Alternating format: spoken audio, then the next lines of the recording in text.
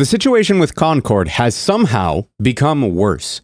If before we had stepped on a Lego, we just discovered the Lego is a landmine. We have data from analysts that suggest that the situation is worse than what we imagined, and we also publicly note that the game has lost 92% of its very small player base. This means we are reaching a territory where the conversation to be had is, should Sony be refunding this game? Should this game be pulled from shelves? Is it ethical to even sell this game anymore? And as far as I'm aware, at least on this scale, this is unprecedented. This is history in the making. And on top of all of that, I need to address some of the things that people have been saying in different places on the internet, in different comment sections, including my own. At least when it comes to people defending the game and saying that it's actually fine. And we have to talk about all of this in this video. We're going to start off with the analysts, and this is an article from IGN, which I know, IGN, but these analysts have spoken to many other outlets. They are an independent source, so don't really put credit on IGN for this, but they were the ones to break the story, so that's the article I'm going to use for it. I do want to point out it's pretty funny that they talk about the middling critical reviews and then mention we gave it a 7 out of 10, which at IGN means it is good, in quotation marks. I think they're aware of the perception that people have of them, but the main thing is Concord actually selling that badly, and unfortunately for Sony, yeah. A combination of analyst Matt Piscatella from Circana, which measured it to be at 147th in US PS5 daily active players across all titles, with fewer than 0.2% of Monday's active PS5 players playing the game, along with Simon Carless, who authors GameDiscover.co, estimated that Concord's total sales are sitting around 10,000 units on Steam and around 15,000 on PlayStation. Now, we more or less knew about the 10,000 on Steam, but we didn't know about the 15,000 on PlayStation because that's much more difficult to calculate. We've had many ways of calculating pretty good exactly how many sales a game has from the public data on Steam. Even if you go to SteamDB, down here they will tell you owner estimations, and I normally trust the ones by Gamealytic, which has a combination of the concurrent players, the number of reviews, and the average hours to estimate the number of owners. I normally do these things on my own, and my estimations came out very close to these this time around. They don't always do, but they did come out to around 8,000, which is what Gamealytic places it at. For some more info on that, you can see here the number of copies sold, as well as the players by country, the US, China, and the UK being the biggest ones. This will be important in a bit when addressing some of the people saying that it is fine, by the way. And just from SteamDB, we can see that its total player base from launch, which is now a bit over a week, this is a 92% decline of player retention, which is a metric that you can more or less apply to PlayStation very easily. Not only that, but the game's rating has gone down on Steam, with different users citing a number of different things. In general, even the negative reviews do point out a lot of the things that at least I have talked about here, which is that the game is not unfunctional. It's not a badly made game, at least when it comes to the part of like shooting. It's pretty much everything else around it that, yeah, sure, you can shoot in the game, but there's no fun modes to do that in. There are no interesting heroes to play as. Plenty of graphic designers and people way more knowledgeable than me have already put into words what makes the character design so unappealing to people. They're basically lacking the most fundamental parts of good character design and color theory and things like that. Not to mention other things that I've been saying for a long time as well, that they don't have very distinguishable silhouettes, that it's not easy to understand the role of a character just by how they look because they're weird in that sense. So even when it comes to the design serving for gameplay clarity, they don't even do that. As well as people, of course, complaining about the requirement to have a PSN account for a game that you buy on Steam, even if you are warned of it in advance. So I think that this altogether paints a very accurate picture of just how bad the situation is for Concord. I'm talking history in the making bad. We're getting to that, okay? Now, scrolling through the rest of the IGN article, if you've watched any of my previous videos on Concord, whether it's the deep dive on the reasons that it failed, or whether it is just my recent report on the state of it, these are all repeats. These are all things you've heard before. I think that you can't walk like 2 steps on the internet without people bringing up these points. Making a fun, high-quality shooter is not enough. Good enough is not good enough in the market that it's trying to break into. Marketing was terrible. The game has no identity. It's competing in a place where it has a ton of competition that is free and that is better. This is a market where people tend to play a lot in groups, so you'd have to move your friend group from a free game that you're invested in into a new game that they have to pay $40 to even begin to play. And if your friend group doesn't move with you, you probably won't move. And there's 2 points here at the very bottom that I think are very much worth highlighting. I do not like this here of sometimes everything that can go wrong does go wrong, because it implies that the game did things right and ended up in a bad situation. As if the very project wasn't ill-conceived from the start, as if it wasn't doomed from the word go. It's like being a restaurant that serves shit pies, and when you bring it to the customer, they say, hey, this tastes like shit, and you say, oh, the kitchen must be having a bad day. But I do appreciate that something I've been saying since I basically started my channel is being repeated here in a context that maybe some developers would listen to. Pivoting to live services is a high-risk, high-reward venture, and the risk is heightening to levels that might not be worth it for many AAA console PC publishers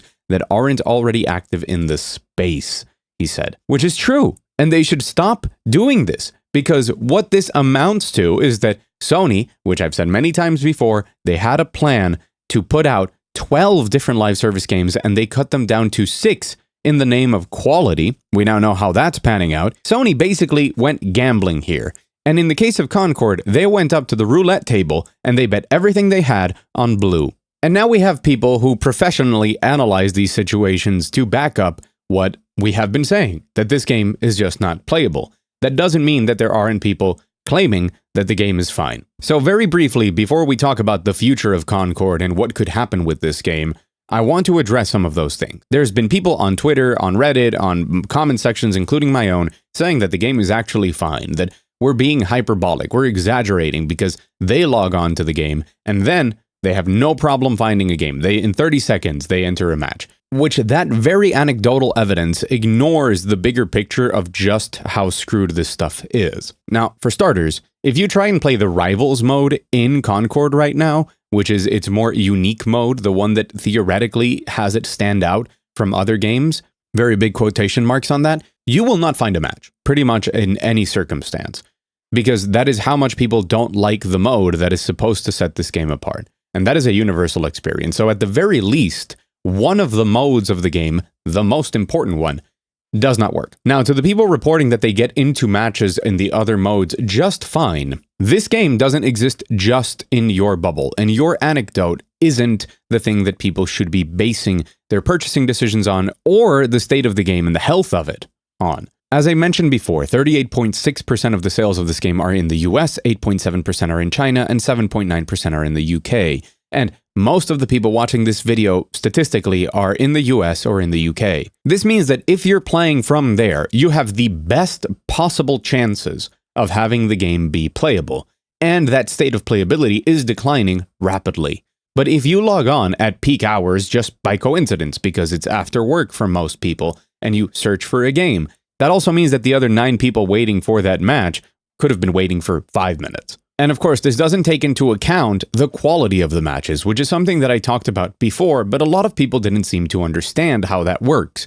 The game is always going to try and put you into a match. And as the queue times get longer, the quality of the match will be less important than putting you into a match. And if there are only 9 other people, the quality won't matter to the game. It will simply immediately place you into that match and fill that lobby. As the situation gets worse, the quality gets worse. And what that means is that it throws out the window putting people from your same server connection. So instead of getting 10 people on the East Coast of the US, suddenly you might start getting lobbies that have 3 people from the East Coast, 3 people from the West Coast, 2 people from Japan, 1 dude from Belgium, 1 dude from Germany, and so on. As this happens, things that are very important to a quality experience get dropped. By having people connect from all of these different places that are very far away from each other, the connection is less stable. You're going to notice lag. There's going to be high ping. So therefore, the game won't function the way that it should. It's not going to feel good. Bullets aren't going to register in the way that you expect. On top of that, where games will normally place similarly skilled opponents together, especially in a mode like Ranked, where that is the whole point of it, there's also very basic things like new player protection, so that players that are just joining the game can be put into lobbies where they can learn the game, and that basically can't exist in a game with this amount of players. So even people who buy the game right now to check it out are going to be placed into the lobbies where the people who actually have like 60 hours on Concord and are diehard FPS gamers are going to stomp them into the ground. Just because you get into a match doesn't mean that the game is in a functional playable state. And while I understand that if you can get into a match, some people consider that playable, I don't think that's how things should be considered nowadays. It's like selling me a car that technically has 4 wheels and it has seats and it has an engine, but it can only hit 10 miles per hour. I mean, yeah, sure, technically it's a car, but you can't use it. And now we have to enter the land of fairy tale. What can happen? The world of hypotheticals. What can Sony do with this? It's not unheard of for even big publishers like Microsoft to refund the customers because a game just can't be supported anymore. This was the case with the DLC for Redfall when they shut down the studio because they weren't going to get that DLC ever. But Redfall is also a game that has been reworked in order to function offline so that people who even play it today, be that on Game Pass or for some reason buy it, and hey, if you're interested in it, more power to you. Redfall can be played. It's a game that has been specifically reworked to at least provide a certain level of experience and a certain quality to that experience to the people who decide to play it single player today, and taking away all of the multiplayer components and dependencies on the multiplayer components for people to play that. Concord does not enjoy that same luxury. Concord needs people to play it. There's no offline mode, there's no value to the game if you're not playing online, and I'm pretty sure a lot of people would tell you that there's no value to the game even if you do play it online. And while we have seen live service games reach their concurrent peaks way after their launches, they were always in a stable enough state for the player base to grow from. There were always people playing it, you could get into it, a new player could join at any moment and start playing the game, fall in love with it, bring in their friends, and that's how they grow along with their different updates. Also, with some key things, a lot of live service games from other companies have seen tremendous boosts in players from things like coming to Steam, for example, and which again Concord doesn't have because it launched on Steam. So pretty much any analyst in the world will look at this, they will look at these numbers and they will say, this is doomed. There is absolutely nothing to do. This is going to keep going down and the game will be completely unplayable in a very near future. So what can Sony even do at that point? Well, I think we have actually reached the unprecedented point where it is the ethical decision to pull this game from stores because it's not going to function. There is nothing that you can do in this game that is of a decent quality if you buy it a week from now. Like I said before, you might get into matches, but what is the quality of them? Can you consider that a game at that point? How ethical is it to sell a game that in a couple of weeks will have maybe 4 matches across PS5 and PC functioning that you're selling for $40? That you're going to keep investing money into to support? That you're going to have all of these different seasons launch and new characters and maps and skins? How does keeping this here make any sense? They can't just flip the free-to-play button either, because just doing that doesn't mean that the game will see success. At this point, absolutely nobody will want to play the game, even if it's free-to-play, when everything that everybody knows about the game is that it's just not worth playing. So it's not even a question of refunding in order to make it free-to-play. I think at this point, they have to take it away from the store and not make it free to play. They have to make it disappear for a while, and if they want to salvage anything about this gamble, from my humble opinion, they need to rework the game to address all of the major concerns that people have presented. This means taking the bones of the game, the thing that is actually good, that is salvageable from it, and then reworking a lot of the characters and the way that they present the story. Probably redesigning a lot of them, since so many people find that a very big issue when getting into the game. Give it a brand new, hopefully much better, coat of paint.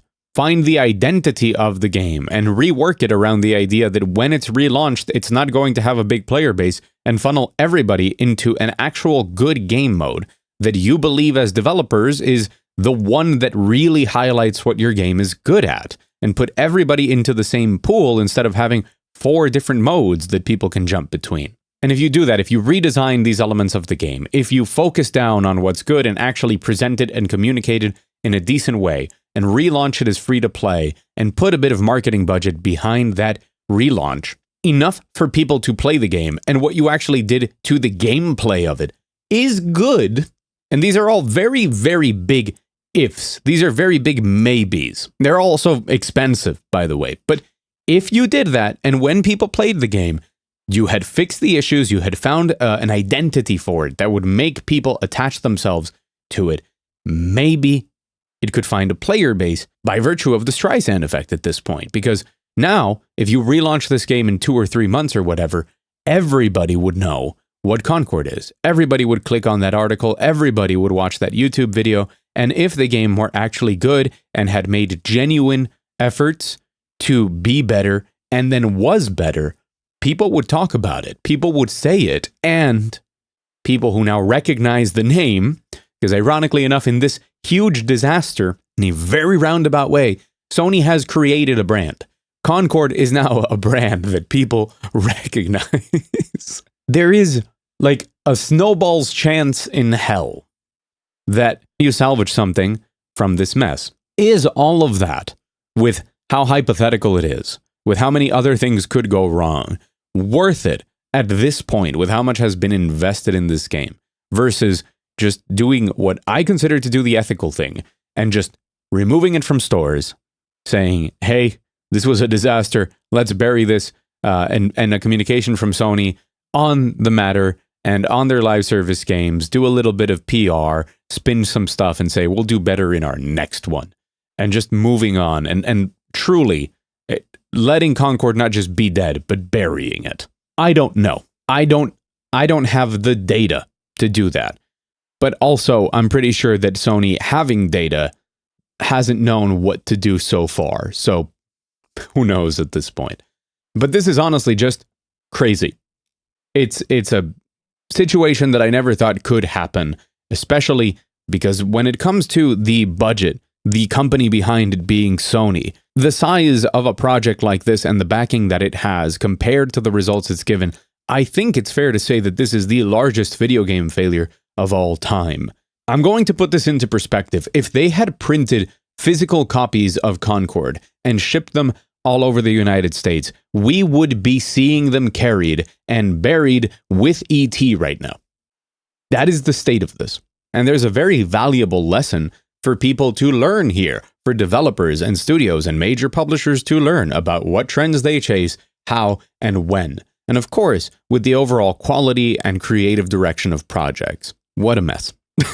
So I hope you enjoyed this video. I hope you had a good time. I hope it made you think about some stuff. And if you want to support what I do here, make sure to hit the like button if you did enjoy it. And hey, consider subscribing. If you're not sure about it, you can check out the channel. I do a lot of different things, but my fundamental promise is that I'm always me and I'm always going to give you my unfiltered opinion on things. Whether that's the latest news and reviews on the latest releases or my retro reviews, all of it. I've been Mug. Thank you truly so much for watching.